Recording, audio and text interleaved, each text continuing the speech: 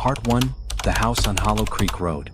In the fading light of a Kentucky autumn in 1879, the Whitford estate stood proud and solemn on the bend of Hollow Creek Road, its white columns weathered by rain, its windows half-veiled by dust and ivy that had learned to breathe with the house itself.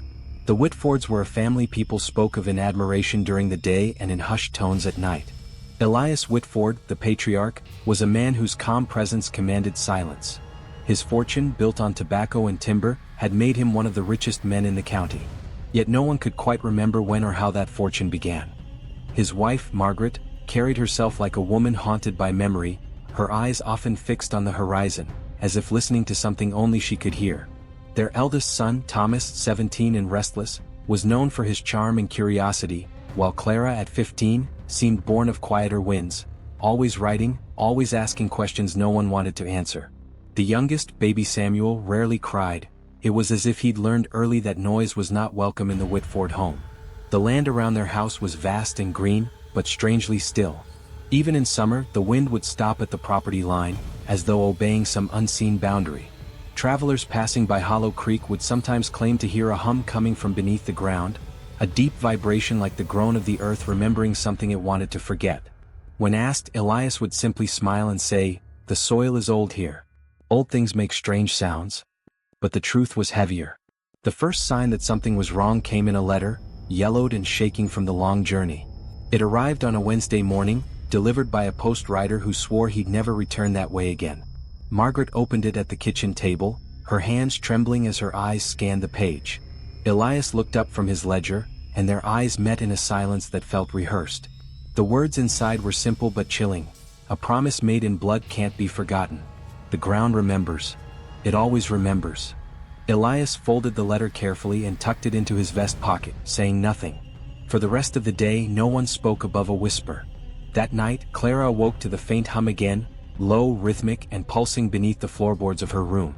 She pressed her ear to the cold wood, and for the first time she thought she could hear words. It wasn't imagination. Something down there was speaking in a tongue older than prayer, a murmur that called her name like a forgotten lullaby. The next morning she told her mother, who hushed her instantly. "Don't listen to what lies below," Margaret said, her voice breaking. "Your father keeps that sound for a reason." In the barn, Thomas found the soil disturbed near the old well, a circle of dead grass forming around it. He tried to ask his father about it, but Elias's stare turned cold and distant. "Some doors stay closed for the good of all," he said, turning away. That night, the family sat for dinner in uneasy quiet. The fire crackled. Outside, the hum grew louder. Clara noticed her father tapping the table in a pattern, 3 slow beats, 2 quick, then 3 again, as if answering something only he could hear. The sound seemed to echo faintly through the walls. Later, when the candles burned low and the family had gone to bed, Elias went to his study and locked the door. From outside, Clara watched the flicker of his lantern through the crack beneath the frame.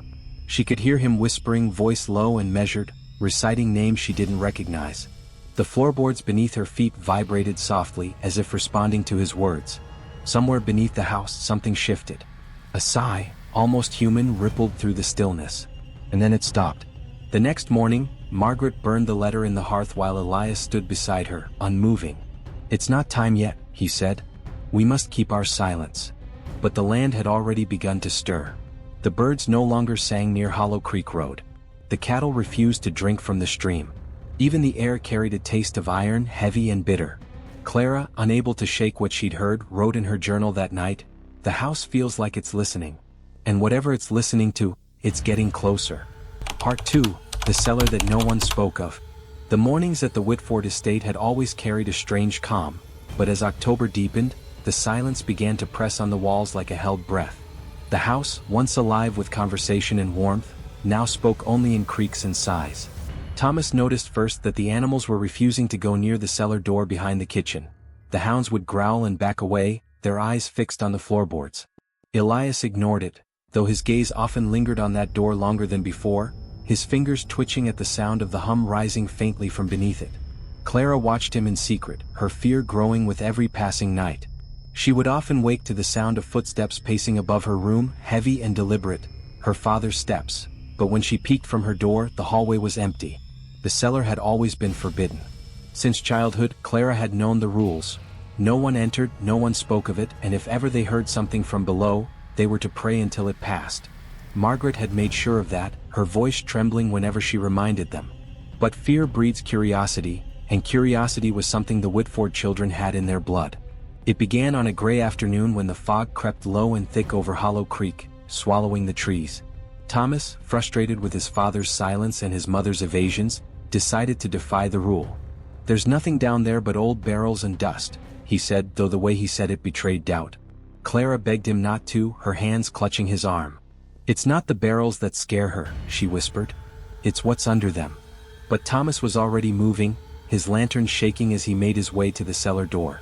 The lock was old, rusted but still strong. He hesitated, looking back once at Clara, then forced it open with a sudden crack that echoed through the house like a gunshot.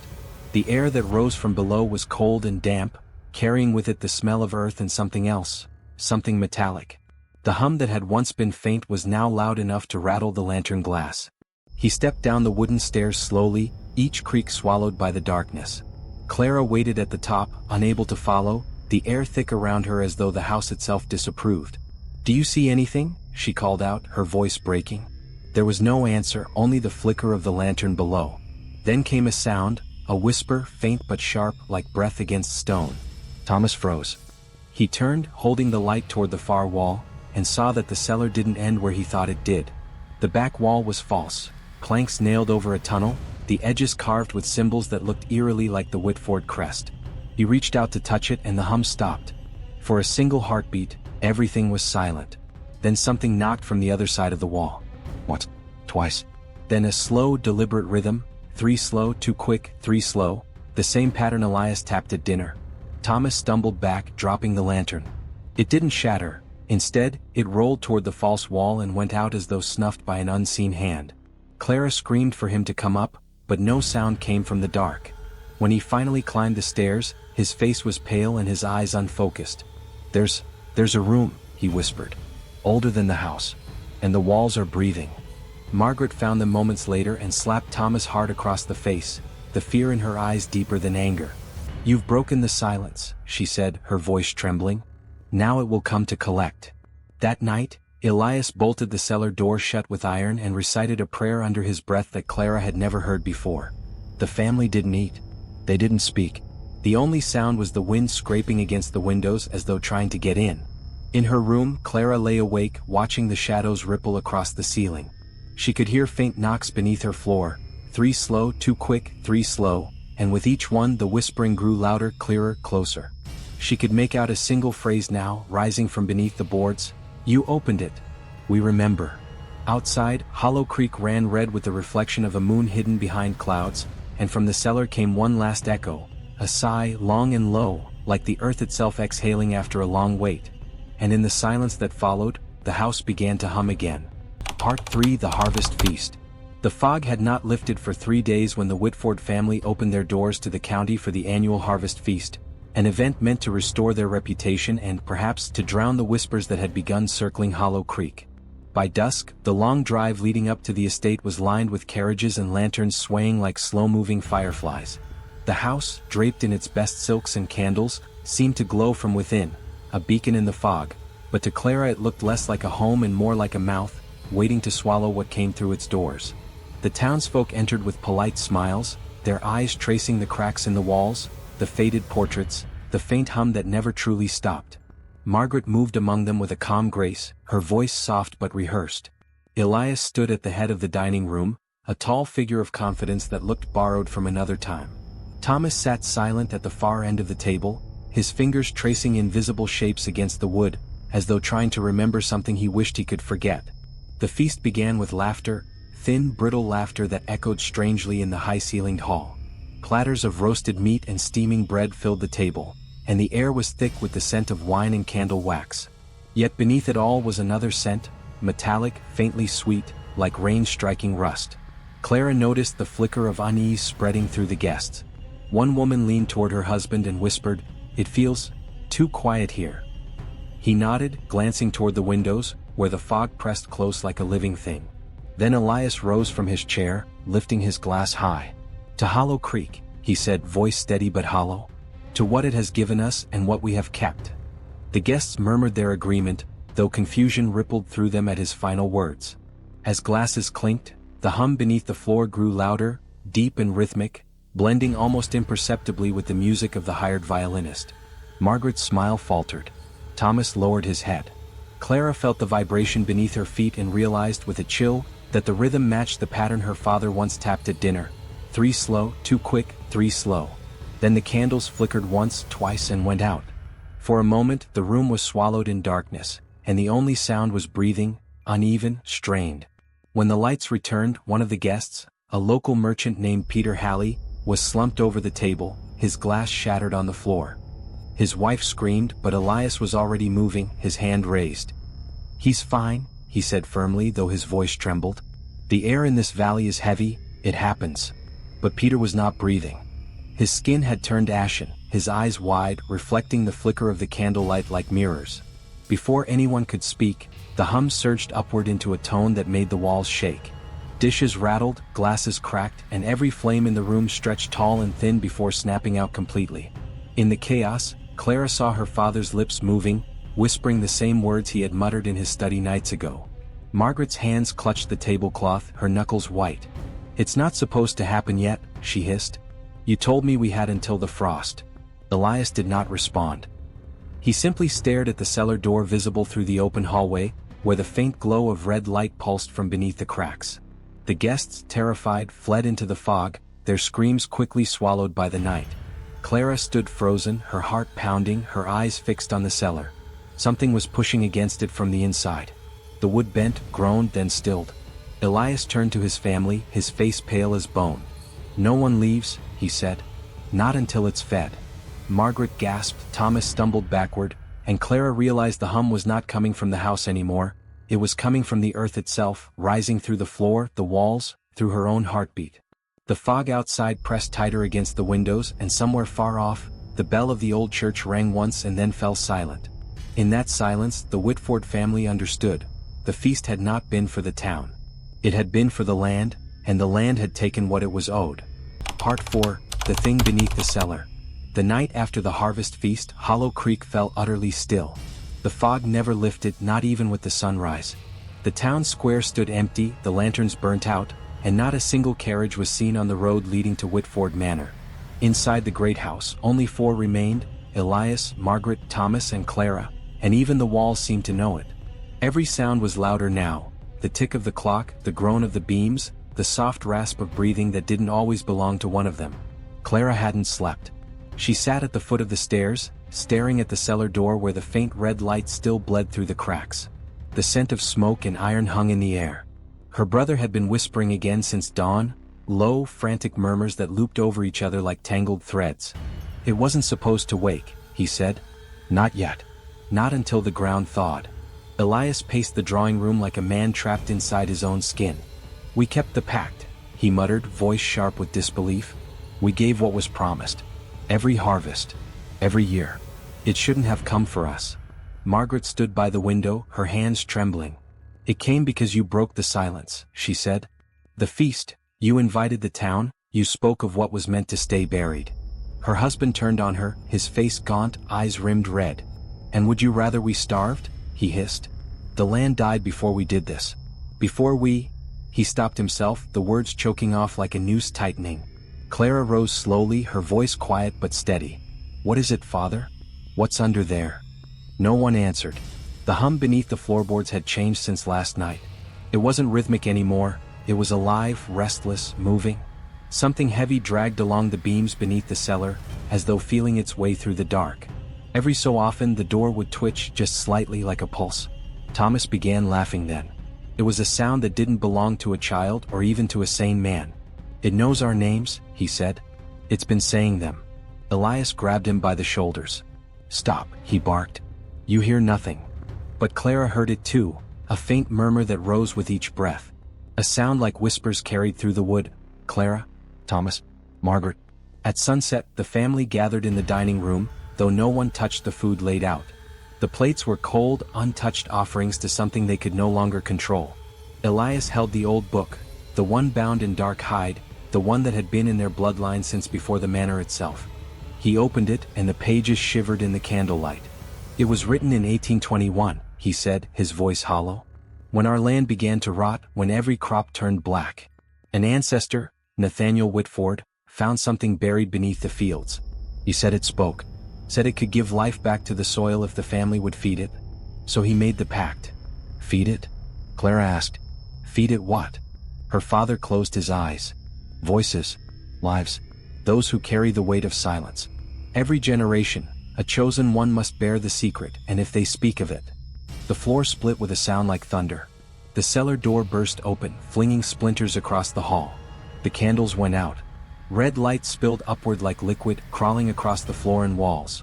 The hum became a roar, a low, shaking voice that didn't come from any throat. From the broken stairwell, something began to rise. It wasn't entirely solid, nor entirely shadow. It moved like smoke but carried the weight of stone. Faces flickered inside it, familiar ones. The townsfolk. Peter Halley. Even a faint echo of Nathaniel Whitford's portrait from the hall. Margaret screamed. Thomas fell to his knees, covering his ears. Elias stepped forward, his trembling hands still clutching the book. "You have what you asked for," he shouted. "You have your due." The voice that answered was not human. The due was silence. It said, each word drawn out, vibrating in the bones. "You broke it. You called me by name." The walls shook, the chandeliers crashed to the floor. The red light climbed the staircase like a tide. Clara stumbled backward, dragging Thomas with her. "Father, come," she cried. But Elias did not move. He stood in the center of the chaos, staring at the thing he'd kept hidden his whole life. Then, for a single heartbeat, the light dimmed, and Elias spoke one word. It wasn't English. It wasn't any human tongue. The house exploded with sound. Windows shattered, doors tore from their hinges, and a wave of heat swept through every room. Clara remembered grabbing her brother, the two of them tumbling out into the fog, the ground trembling beneath them. When she looked back, Whitford Manor was burning. But it wasn't the kind of fire that eats wood. It burned inward, collapsing in on itself, until nothing remained but the cellar door, half buried and glowing faintly in the ash. The next morning, the fog lifted for the first time in weeks. The town was silent. Every field in Hollow Creek was green again.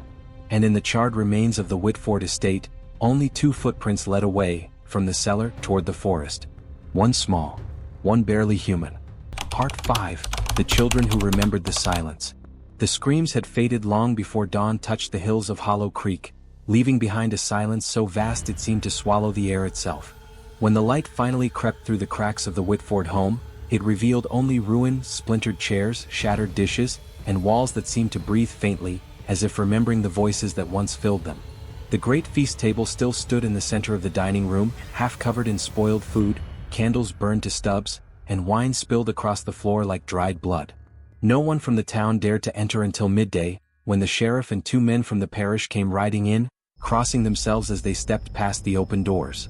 Inside they found no trace of the guests. Not a body, not a footprint, not even the faint smell of decay, only that heavy stillness that made even the bravest among them whisper their prayers. The cellar door was wide open, but none dared go down. By the following week, Hollow Creek's people began to whisper again. Some said the Whitfords had fled in the night. Others believed the ground itself had claimed them. The sheriff ordered the house sealed, but when the boards were nailed across the doors, a sound came from within. Not a voice, but a slow rhythmic tapping, like someone politely asking to be let out. No one returned after that. Years passed. The fog grew thicker around the valley, the crops thinned, and people slowly began leaving Hollow Creek altogether. By 1901, the town was nearly gone, and the Whitford estate stood alone against the skyline, its windows hollow and blind. Children who strayed too close claimed they saw shadows moving behind the curtains or heard soft humming coming from the well in the yard, the kind of sound that didn't belong to any living thing. Then one autumn morning, a man arrived in a horse-drawn cart.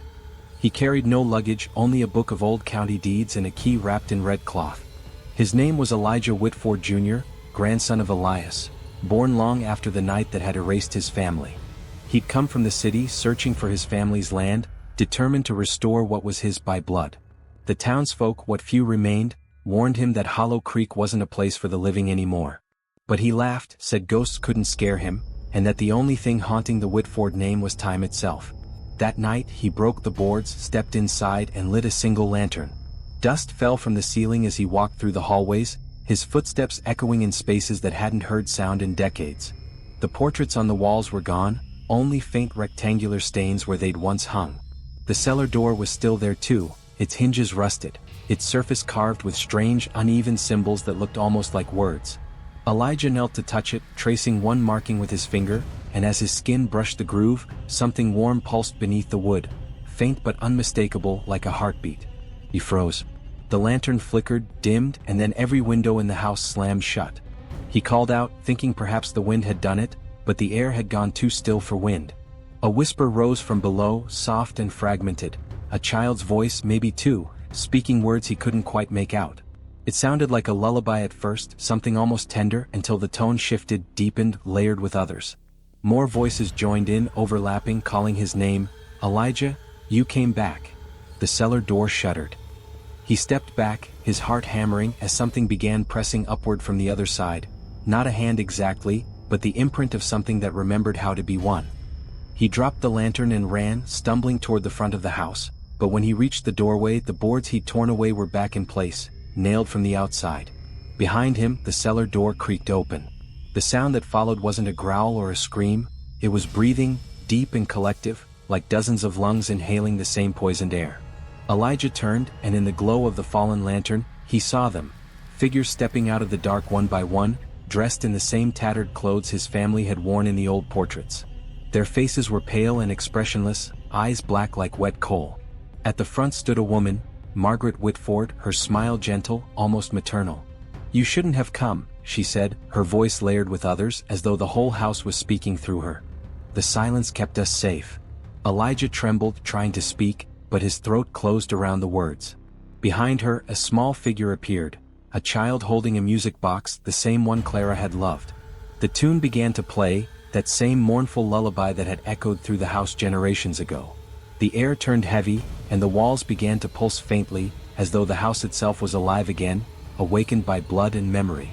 Elijah fell to his knees, clutching his head as whispers filled his mind, not words but impressions. Cold dinners, broken prayers, the pact sealed beneath the church long before he was born. "You carry it now," Margaret whispered, her hand reaching toward him. "You broke the silence." The light from the lantern flared and went out.